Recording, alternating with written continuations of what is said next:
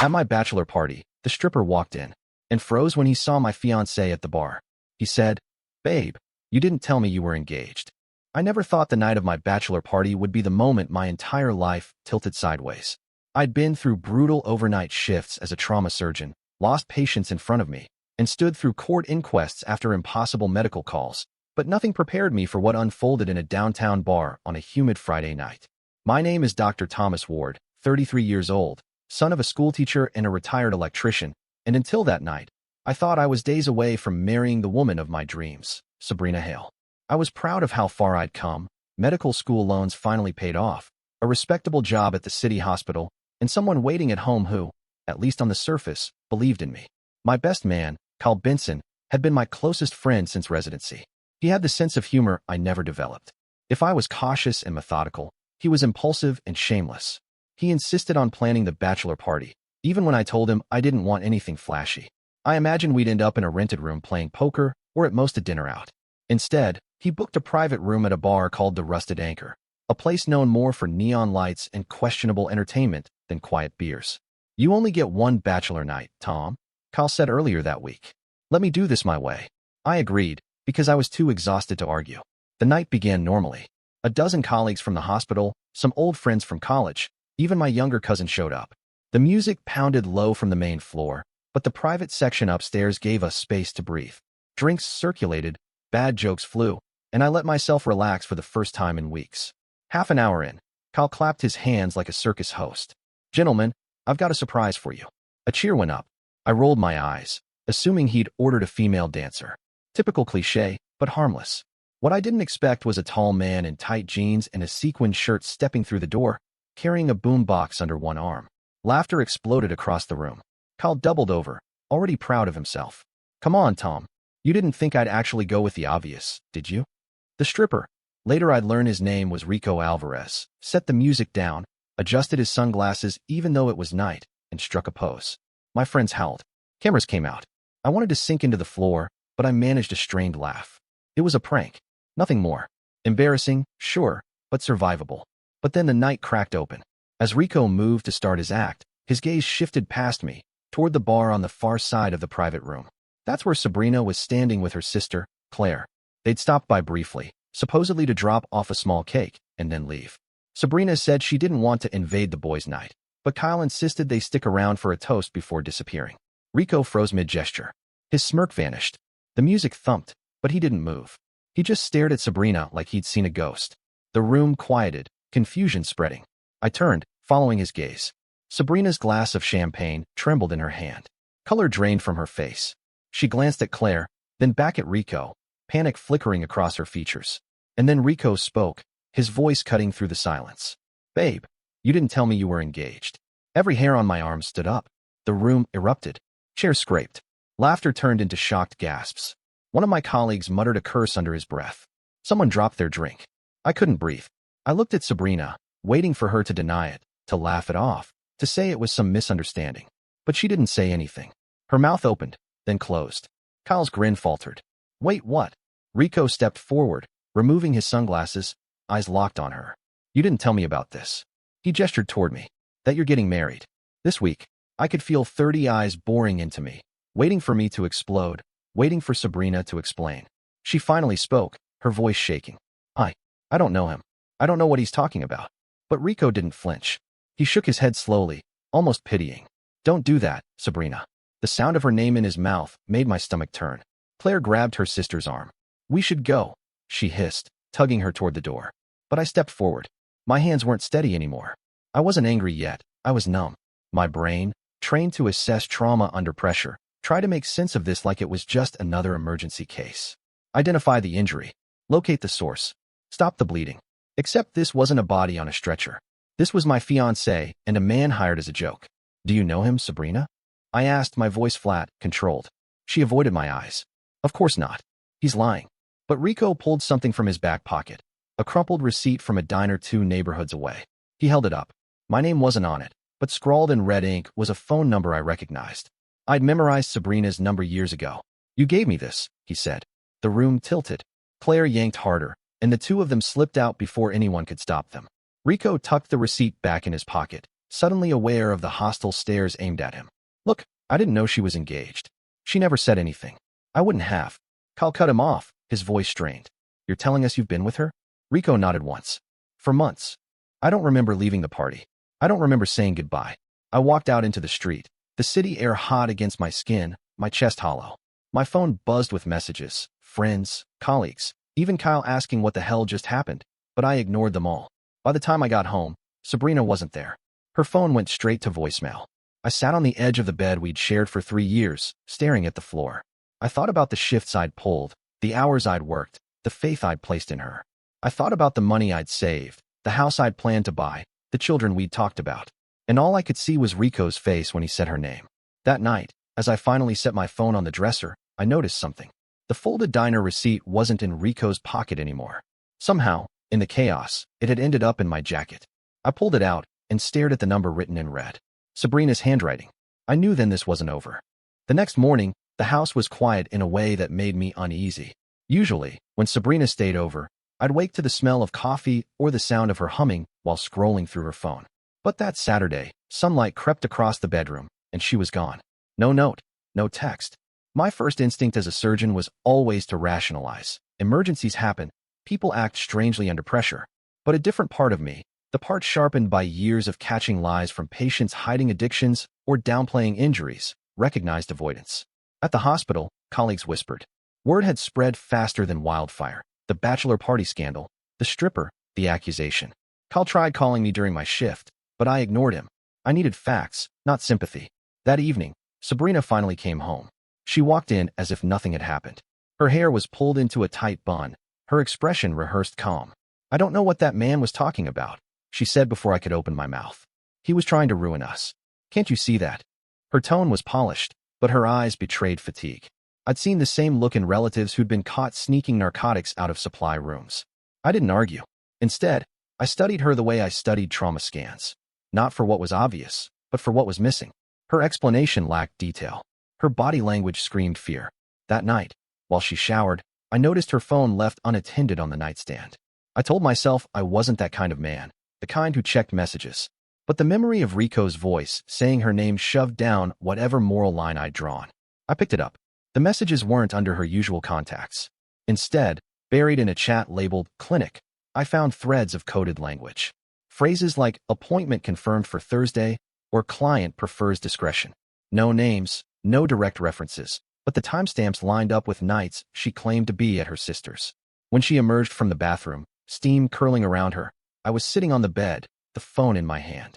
She froze, eyes darting to the screen. What are you doing? Reading, I said. She lunged, but I held it out of reach. Who are you meeting at motels? Her face crumpled, then hardened. You're paranoid. Those are work reminders. I handle scheduling for a clinic. You know that. But I didn't know that. She'd never mentioned a clinic. She worked part-time at a boutique, not healthcare. I set the phone down deliberately. We'll talk tomorrow. She didn't sleep beside me that night. I heard her pacing the living room until dawn. By Monday, suspicion had become obsession. I confided in Dr. Elise Moreau, a cardiologist and friend I trusted implicitly. Elise was sharp, pragmatic, the kind of colleague who could stabilize a crashing patient while everyone else panicked. I showed her the messages. She didn't dismiss them. You know what this looks like, don't you? She said quietly. I nodded. Escort work. Or worse. Elise offered to help. Her brother worked in cybersecurity, and with a few favors, she could trace the number linked to the clinic contact. I hesitated, but the alternative, walking into marriage blind, felt suicidal. 3 days later, Elise called me into her office. She slid a folder across the desk. Inside were screenshots of property rentals under a false name, Marina Cordero. Same date, same time as the appointments. One location repeated, a rundown motel off Interstate 19. She's been booking this room weekly, Elise said. The evidence was there, but disbelief clung to me like a shadow. I wanted to confront Sabrina outright, but instinct told me to wait, to see for myself. So Thursday night, instead of heading home, I drove to the motel. The parking lot smelled of stale beer and gasoline. Neon flickered over peeling paint. I checked in anonymously, pretending to be a traveler, and requested a room across the courtyard from hers. At 9 sharp, I saw her car pull in. My stomach twisted. She stepped out in a plain black coat, hair tucked into a scarf. She glanced around, cautious, before slipping into room 27. I waited. 10 minutes later, a vehicle I didn't recognize arrived. Not Rico. This was a silver Mercedes. From it stepped a man in his 50s, tailored suit, expensive watch glinting in the dim light. He carried himself with authority, not secrecy, as if this routine didn't shame him. He knocked. She opened. They vanished inside. The rational part of me, the surgeon who stayed detached during chaos, told me to walk away, gather proof, stay calm. But the man in me, the fiancé, wanted to break down the door. Instead, I stood rooted, heart pounding. The minutes dragged like hours. When the man finally emerged, adjusting his tie, Sabrina remained behind the closed door. He climbed into his car and drove off without hesitation. I didn't follow him. I didn't need to. I returned to my car, gripping the steering wheel so tightly my knuckles whitened. This wasn't just infidelity with Rico. This was something structured, organized. The next morning, Sabrina breezed into the kitchen, smiling faintly, acting as though she hadn't vanished for half the night. "Rough shift?" she asked, sliding coffee toward me. I stared at her. The nerve it took to stand there, to pretend, to mask the truth. "Yeah," I said. "Rough. Over the weekend, Elise pressed me. You can't ignore this. You need to decide what you're going to do." But I wasn't ready. Part of me still clung to denial, the hope that there was some explanation beyond the obvious. Then, two things happened that stripped denial from me completely. First, Rico showed up at the hospital. I spotted him in the ER waiting area, sunglasses pushed up in his hair, a bruise on his jaw. He approached me with hesitation. "Listen, man, I didn't come to stir things up, but I think you should know." He hesitated, eyes darting. "She wasn't with me for fun. I introduced her to clients. I get a cut. She's been in deeper than you think." The words slammed into me harder than any physical blow. "You're telling me you're her what?" "Manager." He winced. "Recruiter." It started casual. Drinks, clubs. Then she asked about money. Said she had debts. I set things up. Kept it quiet. But she never told me about you. I wanted to hit him, to drive my fist into his smug face. But years of medical training kept me still. Violence would only derail me. Instead, I whispered, "Get out before I call security." He left, but the damage remained. The second event came that evening at the hospital. I was discharging a patient, a middle-aged man recovering from heart surgery. His wife sat at his bedside, but when I handed over the forms, the man glanced at my phone case. A photo of Sabrina and me on vacation. His brow furrowed. "Is that your wife?" "Fiancée," I corrected, uneasy. He hesitated. "I don't want to overstep, doctor, but I've seen her before. At a private event downtown. She was with friends." My pulse hammered. "Are you certain?" "As certain as I am sitting here." I thanked him, but inside, something fractured permanently.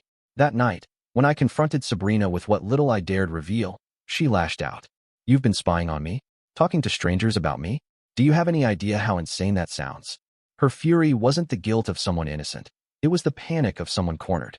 I realized then that I couldn't save this. The woman I thought I knew was gone, replaced by someone wearing a mask too well. But I needed more than suspicion. I needed proof strong enough that no one, not her family, not her friends, could twist it against me. So the next Thursday, I returned to the motel. This time, I wasn't alone. Elise had arranged access to a colleague's surveillance equipment, a discreet camera with a long-range lens. We set it up across the street, hidden behind tinted glass. We waited. 9 o'clock. Sabrina arrived. Black coat. Scarf. Same routine. 10 minutes later, not the suited man this time, but another. Younger, stockier, carrying a leather briefcase. He entered room 27 without hesitation. By the time Elise and I packed up the surveillance gear, the shape of the truth had already crushed any illusions I clung to.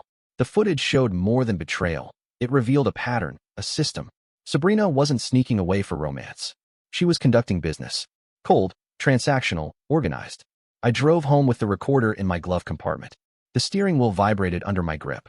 My fiancée, the woman I'd planned to marry in less than 2 weeks, was prostituting herself under an alias. But something in me resisted the simplicity of that explanation. This wasn't a spontaneous double life. Too many moving parts. Too much calculation. I needed answers that no camera could provide. The next morning, I asked Elise to hold on to the footage. "If she realizes I know everything," I said, "she'll spin it. I need to be ready with more than one piece of proof." Elise didn't argue. She only asked, "Do you want to end this quietly, or are you going to pull the whole structure down?" I didn't answer, because I didn't know yet. That evening, I went to Sabrina's apartment. She lived in a downtown complex, 1 floor above her sister, Claire. The two were inseparable, or so they claimed. When I arrived, Claire opened the door instead of Sabrina. She blocked the entrance with her body, smiling tightly. "She's not here. She's staying with friends tonight." I studied her face. Claire was younger by 2 years, bolder in speech, but less disciplined in expression. Her eyes betrayed tension. You knew, didn't you? I said. Her lips twitched. I don't know what you're talking about. Don't lie. You've been covering for her. I've seen the motel. I've seen the men. The smile vanished. She leaned closer, lowering her voice. If you care about your future, you'll stop digging. That threat cut deeper than shouting would have. Why? I asked. But she only shook her head and closed the door in my face. For 2 days, Sabrina didn't call or text. It was Claire who reached out, sending a single message. Let it go, Tom. Don't ruin everything. That phrase, ruin everything, clung to me. What was I threatening to ruin? Her marriage? No, she didn't seem afraid of losing me. She feared something larger, more structural. I didn't sleep much those nights. At the hospital, I distracted myself with charts and cases, but every break sent me spiraling back to the puzzle. Then, fate threw me a lead. A patient came into the ER with alcohol poisoning. He was conscious, belligerent, bragging loudly about his weekend. As we stabilized him, he laughed to one of the nurses, best private party of my life. And that brunette? Worth every penny. I ignored him at first. Patient said all kinds of things under sedation. But when he scrolled through his phone, I glimpsed a blurry photo. Sabrina's profile, unmistakable even in dim light. My chest turned to ice. Later, when the man was discharged, I confronted him quietly in the waiting area. That woman in your photo, where did you meet her? He smirked, still half drunk. You mean Marina? She's exclusive. You don't just meet her. You get invited. Invited by who? He shrugged. Friends with money. It's all organized. No randoms allowed. That single exchange changed everything. This wasn't Sabrina freelancing. She was part of an organized operation. I returned to Elise, my voice hoarse with fatigue. She's not just lying. She's working under someone. Maybe multiple people. Elise frowned. Do you want me to run her name again? Maybe her real identity shows up in financial records. Yes, I said. Dig for debts, loans, anything hidden. 2 days later, Elise summoned me into her office again. She handed me a printout that made my stomach flip. Bank statements. Credit cards maxed out. Student loans unresolved. But worse, hidden transactions. Thousands in cash deposits, followed by immediate withdrawals. Gambling sites. Transfers to accounts I didn't recognize. She's drowning in debt, Elise said. But here's the kicker. See these payments? They're tied to her father. I scanned the sheet. Judge Richard Hale, respected for decades in our city, had accounts linked to offshore gambling dens. Sabrina wasn't just covering her own spending. She was bankrolling her father's debts. She's paying for him, I whispered. Elise nodded grimly. And if he's desperate enough, he may have pushed her into it. Family pressure. Reputation at stake. The thought of it made me sick. Sabrina hadn't just betrayed me. She'd been weaponized by her own bloodline. I decided to confront Rico again. He was dangerous, but he was the only one who might tell me how deep this ran. I found him outside a nightclub where he worked evenings. He spotted me instantly, his posture tensing. Look, man, he said, backing up. I told you everything I know. You didn't, I snapped. You gave her contacts. Who else was involved? He exhaled sharply, glancing around. You don't understand. It's not just her. There are dozens. I funnel clients. Some pay extra for secrecy. Sabrina was high value because of who her father is. Clients like the risk. She played along. My vision swam. Why are you telling me this? I demanded. Because you're going to get yourself killed if you keep poking around. These men aren't barflies. They're wealthy, connected. If you expose them, they'll burn you before they let you burn them. He pressed a folded slip into my hand and walked off without another word. Back in my car, I opened it. A list of initials. Dates. Amounts. One entry caught my eye. RH. 25,000. Richard Hale. Her father. I nearly tore the paper in half. Sabrina hadn't only been pressured. She'd been pimped out by her father's debt ties. I couldn't keep it bottled anymore. I went to Sabrina's apartment that night. She was home this time, sitting cross-legged on the couch with a glass of wine. She looked up as I entered, calm, almost resigned. You know, she said softly. I know enough, I replied. But I want to hear it from you. Her shoulders sagged. She set the glass down. It wasn't supposed to be this way, she whispered. It started with a card debt. Then Dad's poker nights spiraled out of control. We owed more than we could pay. Rico knew people. He said I could make it back in months. It was just supposed to be a few nights. Just until the accounts balanced. Her eyes filled with a cold, brittle anger. But the money never stopped disappearing. Dad kept gambling. I kept covering. And every time I thought I could stop, another threat arrived. My stomach churned. You could have told me. You would have left, she said flatly. And then what? Dad ruined. Me ruined. The whole family dragged through court. I did what I had to do. Her words carved through me. She spoke not like a lover, but like a soldier defending orders. You lied to me, I said, voice low. Her eyes hardened. I protected you.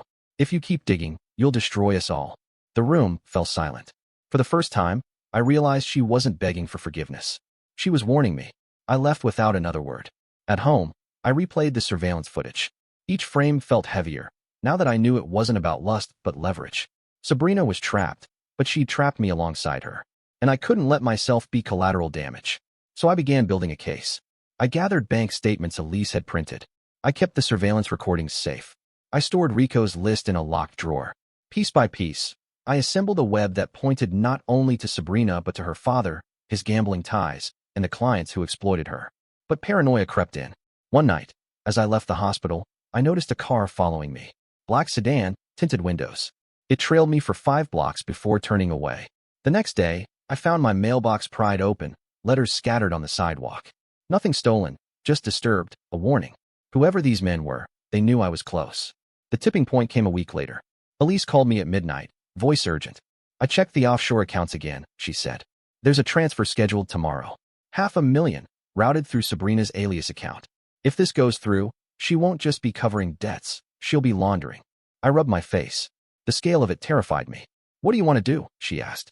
I stared at the wall, heart pounding. I'm going to burn it down, I said. The night Elise told me about the $500,000 transfer, something inside me shifted. I'd spent weeks straddling the line between fiancé and investigator, but that call made the choice for me. This wasn't about love anymore. It was survival. If I married Sabrina, I would be dragged into a family conspiracy that could ruin my license, my career, maybe even my freedom. A judge's daughter laundering money through a prostitution network wasn't just a scandal. It was a career-ending nuclear strike waiting to land on my head. I had 2 options: walk away quietly or expose everything. And I realized silence would destroy me just as surely as speaking up. The next day, I moved carefully. I gathered every piece of evidence I'd collected. Rico's list, the bank records Elise had printed, screenshots of the coded messages, and the surveillance footage. I organized them into a dossier thick enough that no one could dismiss it as paranoia. I didn't trust digital storage anymore. Too easy to wipe, too easy to hack. I printed hard copies, burned disks, and sealed everything in 3 identical folders. One for Elise, one for a lawyer I knew from the hospital board, and one for myself. At noon, I called Sabrina. My voice was calm, detached. We need to talk. She agreed to meet at her apartment that evening. When I arrived, she was already waiting, seated on the couch, her posture tight but deliberate, as if she'd rehearsed this meeting. You don't have to do this, she said softly. Do what? Destroy us. Destroy my family. You think you're protecting yourself, but you'll only make enemies you can't fight. Her tone wasn't pleading. It was strategic, like a chess player warning me I was about to sacrifice my queen. I set the folder on the coffee table. It's already destroyed. The only choice left is whether I go down with you. Her jaw clenched. Do you really think exposing this will save you? Once this is public, no one will remember the details. They'll just remember your name attached to the scandal. That's why I'm not going public, I said. Not yet, but I'm not marrying you. And your father will see what you've done before the week is over. Her eyes flickered with something between fury and fear. For the first time, I saw her mask slip completely. She wasn't the panicked fiancé scrambling for explanations. She was the daughter of a man who'd gambled away fortunes, hardened into someone who could carry family shame on her back and drag anyone else under with her. You won't survive this, she whispered. I stood, leaving the folder behind. Neither will you. 2 days later, Judge Richard Hale received his copy. The reaction was immediate. The courthouse buzzed with rumors of a private scandal. Lawyers whispered about a sealed investigation into misconduct. Elise told me through her channels that the offshore accounts had been frozen before the transfer could complete. Then the storm broke. Rico was arrested first. Tax evasion, solicitation, racketeering, the list went on. When his apartment was raided, police found client ledgers matching the initials on the slip he'd given me. Some of those initials belonged to powerful men, business owners, donors, even a state senator. The headlines didn't mention Sabrina by name, but the description was clear enough for anyone close to know. High-value companion linked to judicial family, the papers said. Her father's career imploded overnight. Judgeship suspended. Reputation annihilated. He vanished from public view, retreating behind locked gates and shuttered windows. And Sabrina? She tried calling me 47 times in one night. I didn't answer a single one. But she wasn't finished. One evening, as I left the hospital, she was waiting in the parking lot. Her hair was disheveled, her eyes red, her hands trembling as she lit a cigarette, a habit I'd never seen before. "You think you're safe now?" she demanded, voice raw. "You think you won?" I didn't move closer. "I think I walked away before you could take me down with you." Tears streaked her cheeks, but her anger burned hotter than grief. "Do you know what you've done? Without me covering his debts, they'll go after him. After Claire. Maybe after me. That's not my problem anymore," I said. She laughed bitterly. "It will be. Because men like that don't forget. And when they can't reach him, they'll reach you. You're the one who ruined their system. Not me." For a moment, I almost believed her. But then I remembered the dossier in my lawyer's office, the evidence Elise safeguarded, the trail pointing to her father's corruption. If anyone came for me, I had enough to burn them again. "You made your choices," I told her. "Now you live with them." I walked away, leaving her screaming in the dark. The weeks that followed were surreal. At the hospital, gossip simmered but never reached boiling point. My colleagues knew something had happened, but without details, they avoided questions. Elise covered for me when the strain showed, reminding me to keep my head down. The wedding was quietly canceled. No announcements, no explanations. Just a venue left unused and a tuxedo that never left its box. Sabrina disappeared from social media. Friends told me she'd lost her job at the boutique, that she'd been seen leaving the courthouse in tears after a closed hearing about her father. Some said she moved in with Claire. Others whispered she left the state. I didn't care anymore. The true weight of it hit me one Sunday morning when I visited my parents. My mother poured coffee, my father asked about my shifts, and for the first time in months, I felt the ground under my feet. "You did the right thing," my father said simply. He didn't know the details. I kept them vague, but he knew enough. I realized then that survival wasn't about exposing everything or holding on to vengeance. It was about stepping away before the fire consumed me. And that's what I did.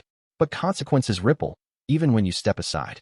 3 months later, the Hale family name was synonymous with scandal. Richard Hale resigned permanently, citing health reasons. Sabrina filed for bankruptcy, her debts too tangled to escape. Claire reportedly cut ties with both of them. As for Rico, he struck a deal, reduced sentence in exchange for testimony against higher-level clients.